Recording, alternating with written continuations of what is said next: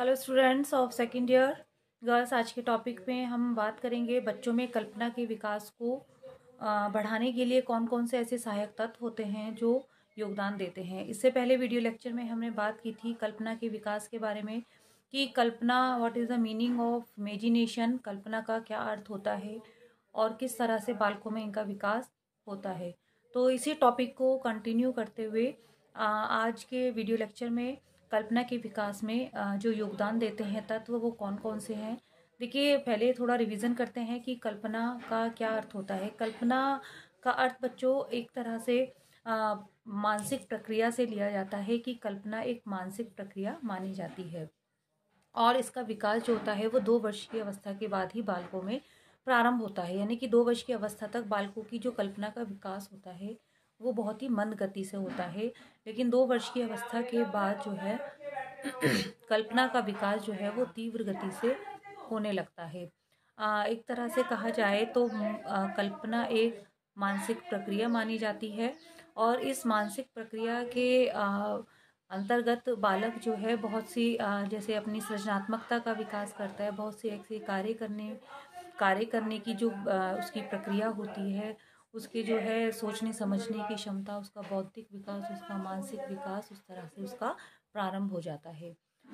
कल्पना की परिभाषा के बारे में हमने पढ़ा था कि कल्पना जो है एक पूर्व अनुभवों से प्राप्त विचार में बदलाव करके नयापन लाना ही कल्पना कहलाता है। कि जो बालक है वो अपने पूर्व अनुभवों से, अपने पूर्व के किए गए कार्यों से कुछ जो है अनुभव प्राप्त करता है और फिर आगे आने वाली जो उसके जो कार्य हैं, जो उसकी सोच है, उसकी जो क्षमता है, उसमें वो बदलाव करके उसमें नयापन लाना ही एक तरह से कल्पना कहलाता है। अब बात करते हैं कि जो बच्चों में कल्पना को कैसे विकसित करें, कि बच्चों में कल्पना को विकसित करने में ऐसे कौन कौन से सहायक तत्व होते हैं।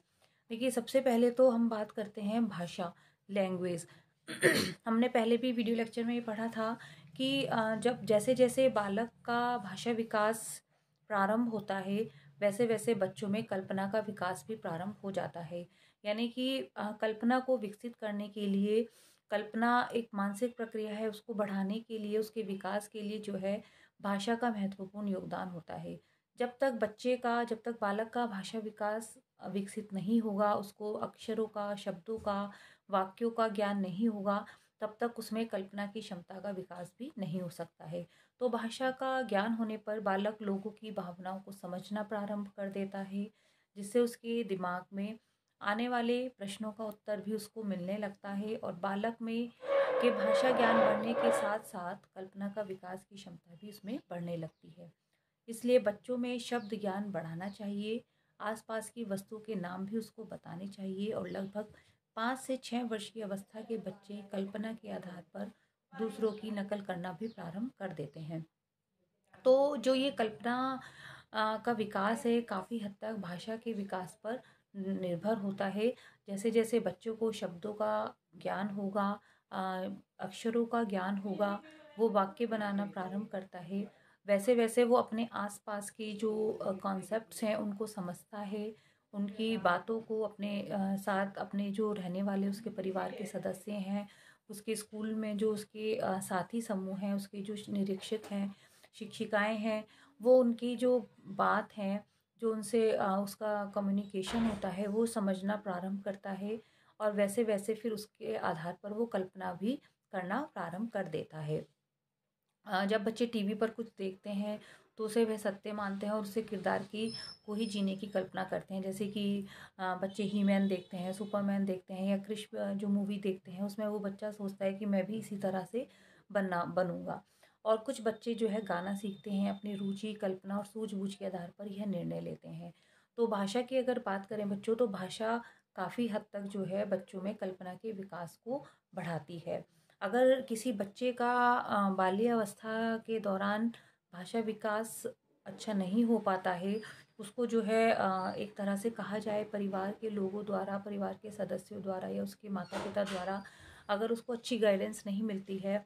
देखिए, क्योंकि जो सबसे पहले जो ज्ञान बच्चों को किसी भी चीज़ का कराया जाता है वो परिवार के माध्यम से होता है। जैसे कि सबसे पहले जो उसकी शिक्षिका होती है वो माँ कहलाती है। तो माता के द्वारा, माँ के द्वारा बच्चे को बहुत कुछ उसको जो है स्कूल में जाने से पूर्व उसको सिखाया जाता है। जैसे कि जो माँ है वो उसको स्कूलों में प्रवेश कराने से पहले उसको अक्षरों का ज्ञान, शब्दों का ज्ञान, उसको अल्फ़ाबेट्स, उसको जो है नंबरिंग उसको सिखाती है। तो काफ़ी हद तक जो भाषा का विकास है वो उसके परिवार से ही प्रारंभ होता है, और जैसे-जैसे उसका भाषा विकास अच्छा होगा वैसे-वैसे उसकी जो कल्पना का विकास भी बेहतर होगा। सेकंड जो हम बात करते हैं बच्चों, जो दूसरा तत्व होता है वो है कहानियाँ, कि कहानियाँ भी महत्वपूर्ण रूप से कल्पना के विकास को प्रभावित करती हैं। कहानियों के माध्यम से नए शब्द जो है नए-नए शब्दों का ज्ञान बढ़ता है, साथ ही साथ कहानियों से कल्पना का विकास भी होता है। जैसे-जैसे बच्चों को जो है स्टोरी टेलिंग उसको कराई जाती है, तो ऐसे में बच्चा जो है नए-नए शब्दों को सीखता है। जैसे कि बहुत सी कहानियाँ ऐसी आती हैं जिसमें कुछ हिंदी के वर्ड्स टिपिकल होते हैं, जब वो उनको अर्थ बताया जाता है तो वो उसको अपने दिमाग में उस चीज़ को बैठा लेता है। तो कहानियाँ भी एक तरह से कल्पना के विकास को विकसित करती हैं। रवींद्रनाथ ठाकुर जब अपनी दादी से कहानियाँ सुनते थे तब उन्हें खाने-पीने की सुध भूल जाते थे। उन्होंने कहा है कि सत्य के दर्शन तो केवल काल्पनिक जगत में ही हो सकता है। बहुत सी बच्चे कहानी को जो है बड़ा मन लगाकर सुनते हैं, और अब बच्चे उन कहानियों को कार्टून या किसी वीडियो के रूप में देखते हैं।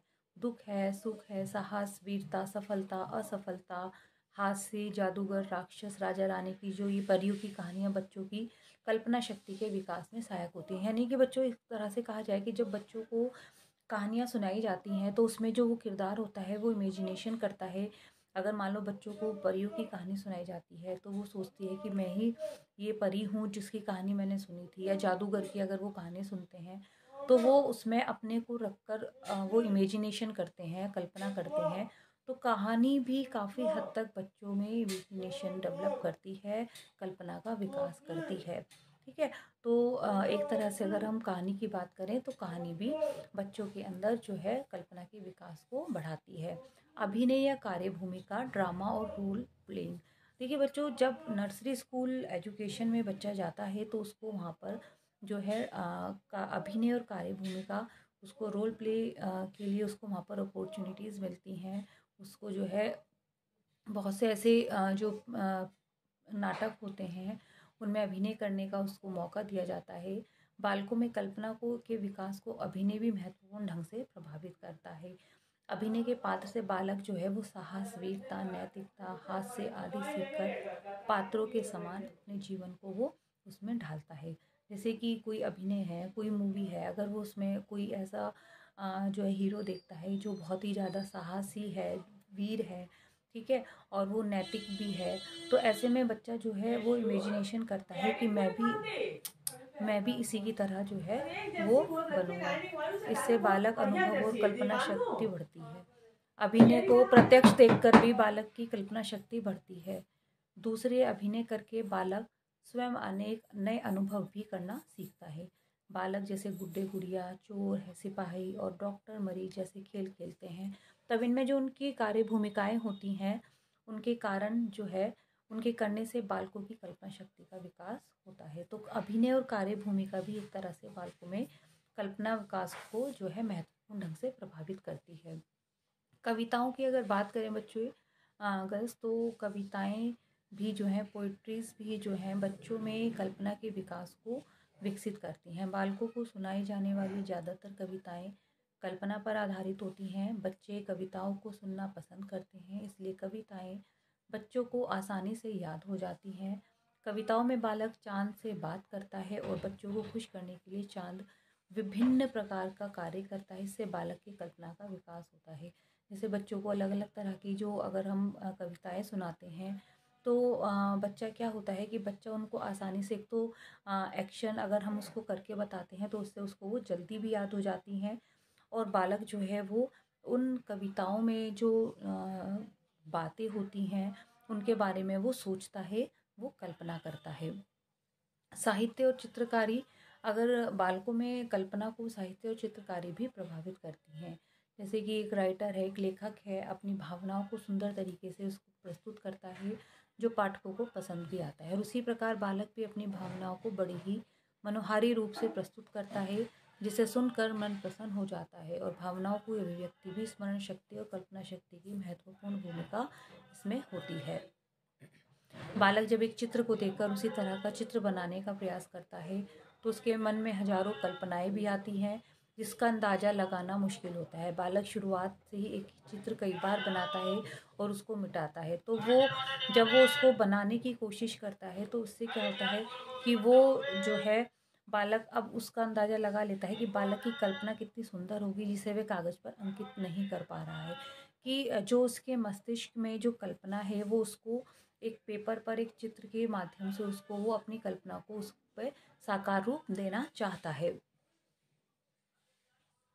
संगीत और वाद्य यंत्र, इसी प्रकार से बच्चों कोई भी संगीत, म्यूज़िक है या कोई भी वाद्य यंत्र है, वो भी एक तरह से बच्चों की कल्पना को विकसित करने में महत्वपूर्ण भूमिका निभाता है। संगीत या वाद्य यंत्र सुनने से जितना अच्छा उसको लगता है, महसूस होता है, उसे अच्छे से सीखने में उतनी ही मुश्किलें उसको आती हैं और उन मुश्किलों का हल एक बालक अपनी कल्पना शक्ति के आधार पर ही करता है, इसलिए उसकी कल्पना शक्ति और अधिक बढ़ जाती है। कोई भी संगीत या वाद्य यंत्र है, वो जब सुनता है तो वो सोचता है कि मैं भी इसी तरह से गा सकता हूँ, मैं भी इसी तरह से इसको जो है इंस्ट्रूमेंट को उसको प्ले कर सकता हूँ।